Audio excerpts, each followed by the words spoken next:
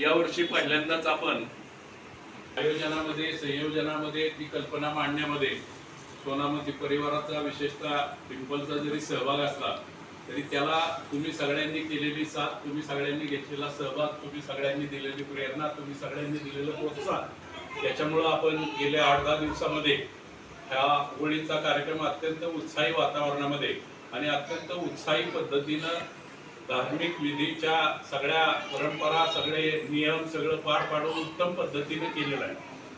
नेहमी फलटण संघाच्या बाबतीत सांगितलं जातं की फलटण संघामध्ये धर्मभावना कमी. मुद्दाम सांगतो सातत्यानं फलटण संघाच्या बाबतीत असं सांगितलं जातं की इथं धर्मभावना कमी. पण मला मुद्दाम तुम्हाला आठवण करून दिली पाहिजे किंवा सांगितलं पाहिजे की फलटणचं मंदिर हे जवळपास आज 250-300 वर्षापूर्वीचं मंदिर आहे.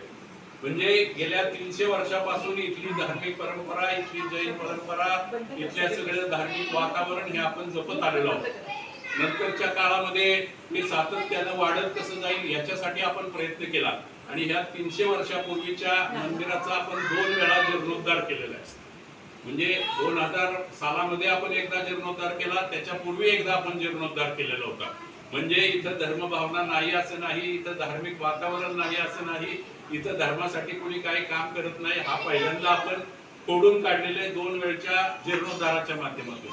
आणि त्याच्यामध्ये कुठेतरी आलेली मरगळ आता आपण या शाश्वत ऐनबिल होळीच्या माध्यमातून निश्चितपणानं त्याला पुन्हा एकदा चालना देऊन आजपासून किंवा गेल्या 8-10 दिवसापासून आपण पुन्हा एकदा इथली धर्मभावना जागृत तर आहे ती तुम्हाला आणि मला निश्चितपणानं माहित आहे. पण ज्यांच्या मनामध्ये शंका होती की फलटणकरांना धर्माचं काहीच माहित नाही, फलटणकरांना धर्म समजतच नाही, फलटणकरांचा धर्माचा अभ्यास नाही, फलटणकर वृत्त वैकल्य करत नाही, फलटणकर धर्माच्या बाबतीत सातत्याने वादा असतात, त्यांच्यासाठी खरं तर मुद्दा म्हणून सांगितलं पाहिजे की फलटणकर सगळं करतात पण त्याचा गाजावाजा करत नाही. गाजावाजा सगळी धर्मभावना आपण गेली 300 वर्ष जपत आलेलो आहोत, ती वृद्धिंगत करत आलेलो आहोत. आणि म्हणून मला तुम्हाला मुद्दा म्हणून सांगितलं पाहिजे की ज्यांची सातत्यानं अशी भावना असते की इथं धर्मभावना नाही, त्या धर्मभावनेच्या बाबतीत सांगायचं झालं तर फलटणच्या ज्या आपल्या मूर्ती आहेत मंदिरातल्या, शांतीनाथ भगवानची मूर्ती असेल, पार्श्वनाथ भगवानची मूर्ती असेल, अर्धेश्वर भगवानची मूर्ती असेल, तुम्ही इतर ठिकाणी कुठेही गेला, तीर्थाच्या ठिकाणी गेला तर आज सगळीकडे तुम्हाला मोल्डेड मूर्ती बघायला मिळतात. फलटणच्या मूर्ती ह्या घडवलेल्या मूर्ती आहेत. त्याच्यामध्ये कुठेतरी त्या मूर्तिकारानं जीव ओतलाय आणि त्याची पूर्ण प्रतिष्ठा करत असताना निश्चितपणानं त्या महाराजांनी, त्या काळच्या आचार्य महाराजांनी, नंतरच्या प्रतिष्ठेच्या वेळा त्या महाराज साहेबांनी त्याच्यामध्ये जी काही धर्मभावना प्रोत्साहन देता येईल अशा प्रकारची रचना केलेली ती पाहिल्यानंतर फलटणचा संघ हा सातत्यानं धर्मकार्यामध्ये आघाडीवर राहिला आणि इथून पुढच्या काळात सुद्धा तो कुठेही मागे राहणार नाही. संख्या कमी, पण संख्या कमी असली तरी मला मुद्दा म्हणून फलटणकरांसाठी म्हणून सांगितलं पाहिजे की फलटण शहरात दिगंबरी समाजाची जवळपास 400 घरं आहेत आणि श्वेतांबरी समाजाची फक्त 15 किंवा 16 घरं आहेत. अत्यंत मोठ्या प्रमाणात मिरवणूक काढून महावीर जयंती त्यांनी साजरी केली.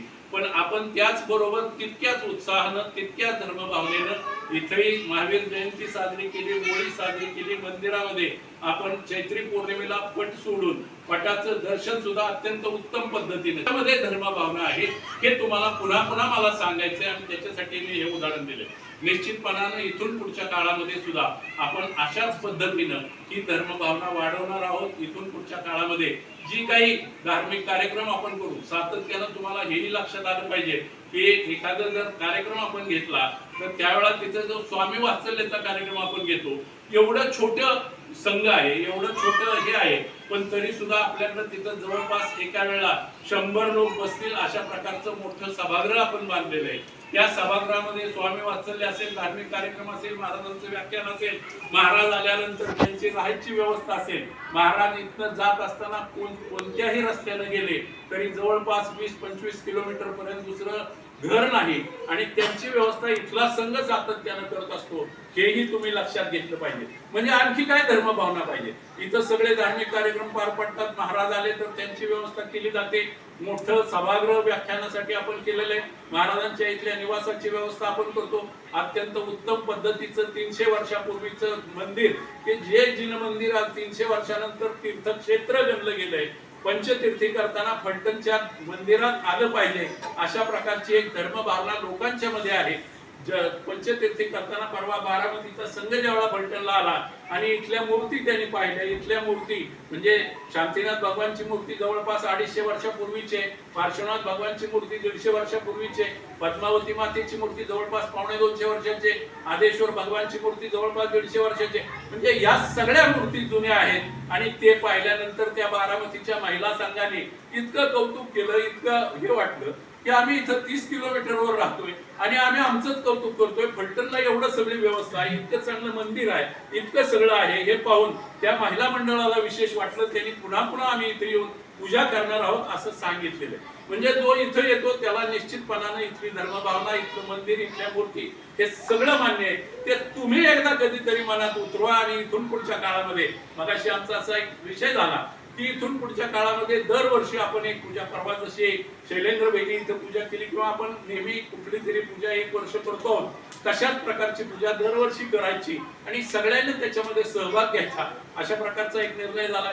त्याच्यापेक्षा पुढे जाऊन सांगायचं झालं तर कुठल्याही संघामध्ये अशा प्रकारची रचना नाही की दरवर्षी सगळ्या संघाला घेऊन एका तीर्थाच्या ठिकाणी आपण जात असतो. मधल्या कोरोनाच्या काळामध्ये 2 वर्ष आपल्या त्याच्यामध्ये खंड पडला, पण याच्या पूर्वी मी म्हणून मग काल व्हॉट्सअपवर 2019चा एक संघाचा फोटो टाकलाय की आपण सातत्यानं हे सगळं करत असतो. आणि हे सगळं करत असताना आपल्यातली जी एकीची भावना आहे, आपल्यातली जी एकमेकाला बरोबर घेऊन जाण्याची परंपरा आहे, आपल्यातली जी संघाच्या माध्यमातून सामूहिकरित्या संघाचं धर्मभावना वाढवायचं काम आहे,